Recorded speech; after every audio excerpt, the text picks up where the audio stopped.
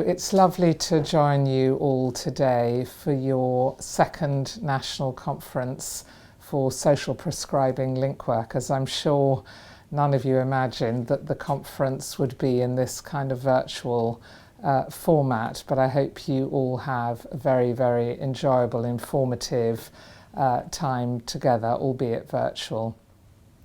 I was reminded in preparing my remarks for you that one of the last visits I did before lockdown was to a community centre in the Dales of Yorkshire, and I met a man who'd been referred there to a lunch club by their link worker.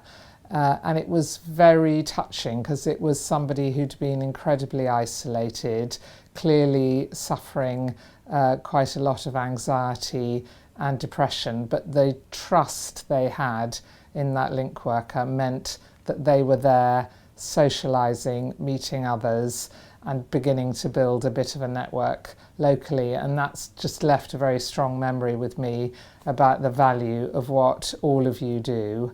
And obviously loneliness at the moment in the time of Corona is more acute than ever, affecting people in so many different ways, young and old, particularly people who live on their own. And I know that your work is crucial in getting support for many of them to help address their loneliness and their isolation in a really positive and constructive and genuinely therapeutic way. And I'm delighted that the guide for employers has now been published so that some of the best practice and information in the field can be shared. I just wanted briefly to tell you a bit about what we're doing in the department in relation to loneliness.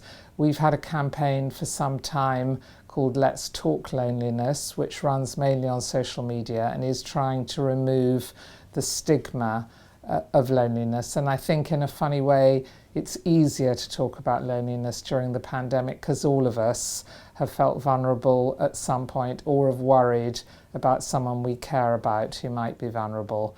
So we have had tremendous pick up on that and will continue to work with that. We've set up a new network of private sector businesses, digital businesses, charities, and importantly representation from your academy through Helen Stokes Lampard, which is looking at what have we learnt in relation to loneliness from the pandemic and how can we share that knowledge and move forward.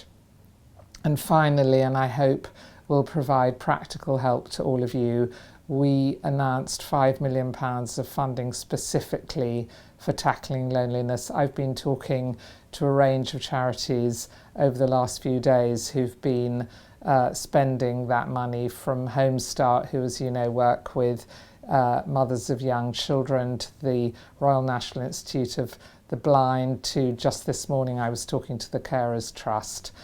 So I hope that that funding will allow those civil society organisations to support you in your work and you continue to support them in theirs. But I wish you a really great conference and best of luck in everything that you do.